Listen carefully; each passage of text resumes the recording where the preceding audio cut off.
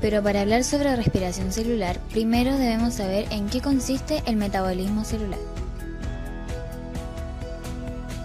El metabolismo celular es el conjunto de reacciones químicas que se producen en los organismos vivos con el fin de mantener la vida. Hoy nos centraremos en el metabolismo catabólico, es decir, la respiración celular. Para ver cómo comienza este proceso debemos preguntarnos, ¿cómo obtiene la energía de la célula? Todo comienza cuando ingieres un alimento, lo masticas y luego ingresas esas moléculas a la célula, proceso llamado digestión. Una vez el alimento masticado está dentro de nuestras células, es necesario iniciar el proceso para que esta energía nos sirva para la respiración celular. Como finalidad de este proceso llamado digestión, sabe que nos ayuda a transportar estos nutrientes por el torrente sanguíneo, y es aquí donde las moléculas como la glucosa abandonan la sangre y entran a los tejidos celulares. Todo este proceso nombrado anteriormente es para iniciar la respiración celular. La respiración celular, como habíamos dicho en un principio, es un proceso catabólico, es decir, es una ruta metabólica que rompe la glucosa y produce ATP. Los resultados de la respiración celular los podemos observar en su ecuación genérica, que significa, tomamos oxígeno, lo mezclamos con glucosa para producir energía química, agua y dióxido de carbono. Existen dos tipos de respiración celular, la respiración anaeróbica, que no utiliza oxígeno, y la respiración aeróbica, que sí utiliza oxígeno.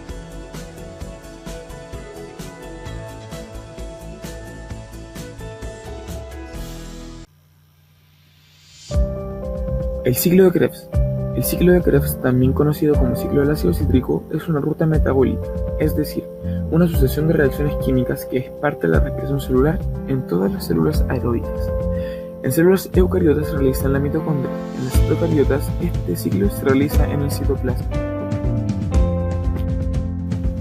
El ciclo de Krebs tiene este nombre debido al señor Hans Krebs, científico quien trabajó y estudió por muchos años en él.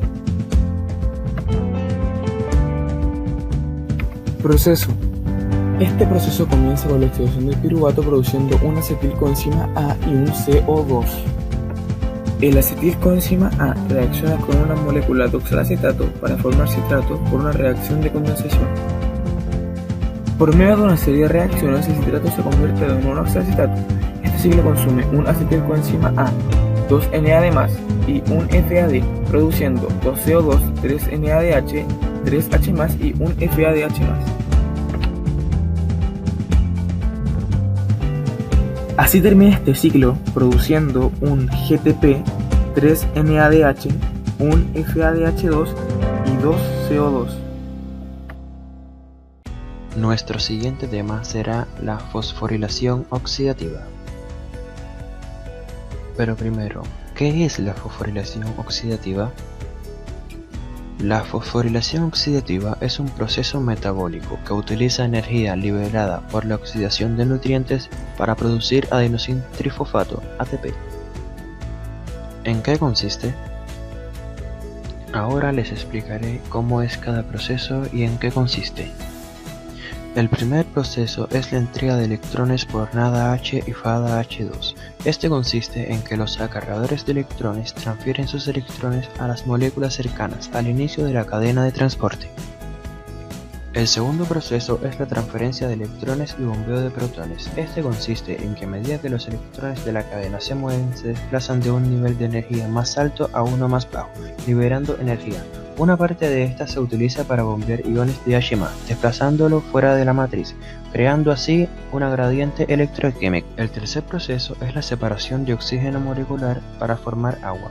Este consiste en que al final de la cadena los electrones se transfieren a una molécula de oxígeno, la cual rompe la mitad y recolecta H+ para formar agua.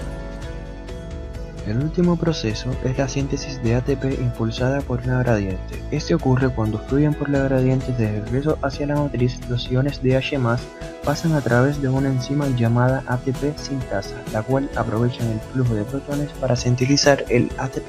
La glucólisis. En estas reacciones se genera ATP y NAD+, se convierte en NADH.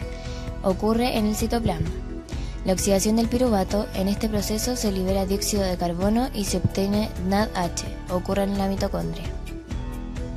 Ciclo de Krebs. En el proceso se genera ATP, NADH y FADH2 y se libera dióxido de carbono. En las eucariotas ocurre en la mitocondria y en la procariota ocurre en el citoplasma.